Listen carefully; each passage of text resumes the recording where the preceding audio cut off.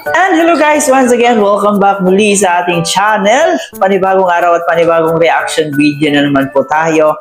Una-una guys, bago natin simulan ang reaction video na to, syempre gusto ko lang kayong pasalamatan sa inyong walang sawang pagsuporta dito sa atin at sa ating buong Team Kalinga. Marami pong salamat sa inyong lahat. Mula noon hanggang ngayon, talagang nananatili pa rin kayo. Especially sa ating mga Solid Jongkal fans na nandyan pa rin, na nakasuporta. Thank you very much guys. So ngayon, kung napapansin niyo po dyan at kung nakikita niyo, Jomar, may malalim na sikreto palang tinatago. Dito pa nga guys, naisipan pala noon ni Papa Joms na umalis na ng Kalingap. And dito sinabi rin niya kung ano nga ba ang mga dahilan kung bakit naisipan niyang umalis sa Kalingap. So mamaya ay ating malalaman yan. Lahat ng yan, lahat ng mga tanong na yan, ating malalaman kung ano nga ba yung sikreto niya at ano nga ba ang dahilan bakit naisipan niya noon na umalis ng Kalingap. Pero bago tayo magpatuloy, baka bago pa lang po kayo dito sa ating munting channel, huwag kalimutan mag-subscribe. Paki-turn on ang notification bell para every time mag-a-upload po tayo, updated po kayo. At higit sa lahat, huwag natin kalimutan, palagi natin suportahan ang pinaka-ama ng Kalingap, si Kuya Bal Santos Matubang, Ate Edna Vlog, Kalingap Rab, at syempre si Jack Matubang. Suportahan po natin ang ating Keyboys, Kalingap Partners, mga charity vloggers sa Pilipinas na handang tumulong sa ating mga kababayang mahihirap. Suportahan natin sila para mas marami pa silang matulungan. And of course guys, ang aking makasamang Kalingap reactors, ang Team Bios, ang Karepa, mga Kalingap reactors, suportahan natin sila. So let's go guys, panoorin muna natin itong pahayag ni Kalingap Jomar para mas maintindihan pa natin. Panoorin muna natin ito. Meron ka bang malalim na sikreto na hindi mo kayang sabihin? Grabe naman si Kakay. Ganun agad ang tanong sa'yo. Grabe ang tanong yan. Grabe naman. Kung malalim may sikreto eh. Ano bro? Siguro sikreto na lang sa mga viewers, pero hindi naman to sikreto sa mga kasama nyo. Hindi. Wala sikreto sa... Wala naman. Boys, open naman tayo lahat. Okay naman tayong lahat ng mga ano. Pero sa viewers. Okay lang din naman malaman ng mga ano, ng mga viewers, pero ano lang naman, siguro hayad ko na lang na sa amin na lang yun. Naman ano, exclusive lang sa mga ano, sa mga tao na kapaligid sa atin. May malalim na sikreto pala. Ano ko sa viewers, pero personal meron ba personal? Or ano yun? Isa lang yun. Sa viewers lang, sa Kalingap lang talaga, sa viewers ng Kalingap. Pero siguro, di naman siya, siguro naman lahat naman yata tayo, merong mga... Ewan ko, sa akin kasi hindi naman siya malalim na sikreto.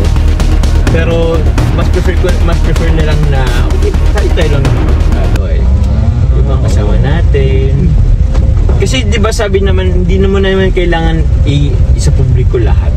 Siguro, okay lang din na mag-ano ka, kumbaga, magtira ka para sa sarili mo. Naman. Oo. For sure naman, ikaw, Jay, hindi naman sa sekreto. For sure naman, ikaw din naman, may secret na ayaw mo din naman na malaman in public. Siyempre. Lahat naman yata siguro tayo. Pero, kung meron kang ganun kuya, nagkakatulog ka pa ba? Ay, grabe naman. Wala man, bro. Kung wala, siguro baka sobrang ano ko ngayon. Tawag niyan? Wala bang, parang walang ano bro sa inyo? Walang kuryente bro. Ay, oo nga. 7-Eleven guys. 7-Eleven, magbayad kayo ng... Joke lang. Bro, nakatulog naman ako bro. Kaya naman bro ng konsensya ko. Kaya naman konsensya. Oo, at hindi naman kasi ano. Hindi naman siya medyo malalang. Hindi naman siya malalang ano. Sikreto. Ibig sabihin, meron, pero bearable. Bearable days. Ay, bearable. Nakatulog pa man. Bearable. Kamag-anak ni Berador? Ang beer na pasok mo pa yun. Ito na, pangalawa. Sabi ni Kakay, minsan ba napapaisip mo bang tumigil na sa Kalingap? Yan. Oo bro. Ay, paano ba? May minsan na din na ano, kung sa Kalingap yung tinutukoy mo bro ha, sa Kalingap, siguro once, twice lang. Pero hindi naman sobrang dami.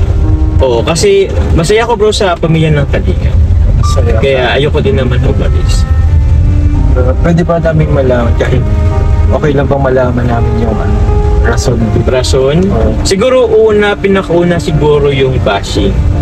Pangalawa siguro bro, pag nadadama yung pamilya ko dahil sa bashing. Yun siguro. Kahit naman sino talaga, kapag damay na yung pamilya. May sasabihin nga tayo, okay lang kahit tayo masaktan. Legit bro, wag lang yung pamilya. Ay naku, baka aranan tayo pag sa pamilya. Iba ng usapan. Ibang usapan na yun. Ibang usapan yung guys kapag magkamatayan. Joke lang. Kapag sa pamilya, iba kasi po talaga iba kapag sa pamilya. Kahit naman po sino, kahit ako. Oo bro, kahit naman kahit naman siguro pinakamabait na tao pag inano yung pamilya. So yun na nga po guys, no? Sabi ni Kalinga Jomar or ni Papa Joms, lahat naman tayo may kanya-kanyang sikreto. So lahat tayo may mga sikreto na hindi na dapat na ipaalam sa ibang tao. Kumbaga may limitasyon ang bawat sikreto. So hindi naman siguro ibig sabihin na kapamilya mo siya or even partner mo siya, dapat lahat ng mga sikreto mo dapat isabihin mo. Kumbaga, respeto. Diba? Kasi may mga bagay talaga tayo na hindi pwede nating sabihin sa ibang tao or kahit kapamilya natin. So, yun po ang punto ni Papa Joms dito. Hindi naman siya totally malalim daw na sikreto, pero yun nga, sabi niya, is sa kanila na lang po yun kung ano man yung sikreto na yun. So, huwag na po nating alamin pa. So, sabi niya, di lahat ng sikreto dapat sabihin. Kung ano mo yung sikreto na yan, sa kanila na po yun. Andito nga rin po, tinanong po siya ni Kalingap JJ kung naisipan na ba niya na umalis ng Kalingap. So, sabi niya na dumating na rin sa time, hindi lang isa, pangalawang beses, na parang ayaw na niya sa Kalingap o gusto na niyang umalis sa Kalingap kasi isa sa mga dahilan talaga ay yung bashing. So, doon talaga nagmumula kung bakit minsan napaisip siya na aalis na lang sa Kalingap. No, kasi sino ba namang tao ang hindi kayang i-give up yung career kung pati yung pamilya niya is nadadamay na. So, para sa akin, ay intindihan ko si Papa Joms kung bakit dumating sa point na gusto niyang umalis o gusto niyang iwan ang Kalingap. Dahil dito sa pangbabash na minsan nadadawit na yung pamilya niya. Yung career, pwede ka pa namang makahanap ng iba pang trabaho, pero pag bashing talaga at saka especially nadadawit na yung mama mo, yung kapatid mo, talagang hindi na yan tama. So, naiintindihan po natin si Papa Joms sa point na yan.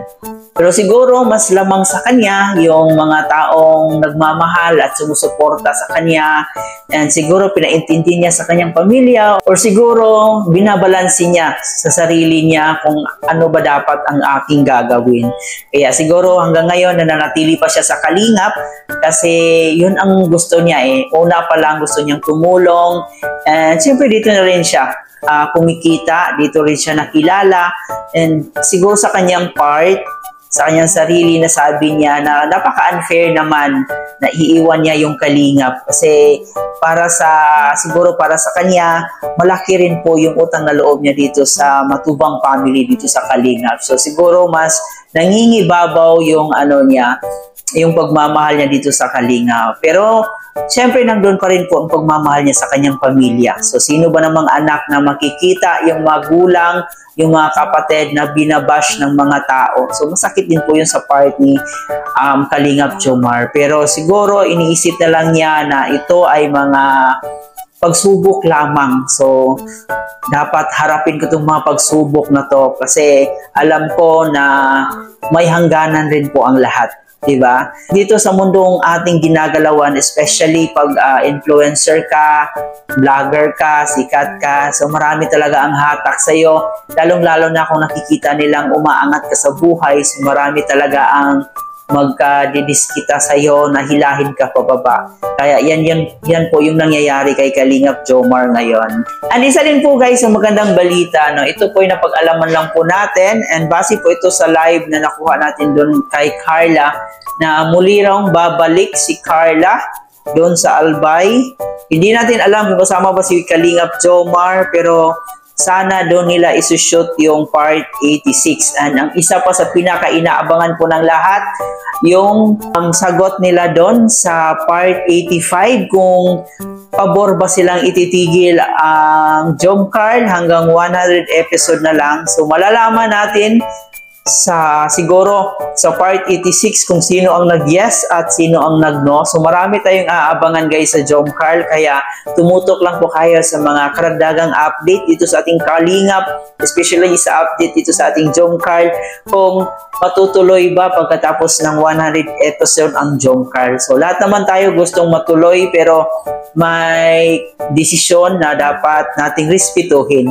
So kung ano man yung mga desisyon nila, respetuhin po natin yan.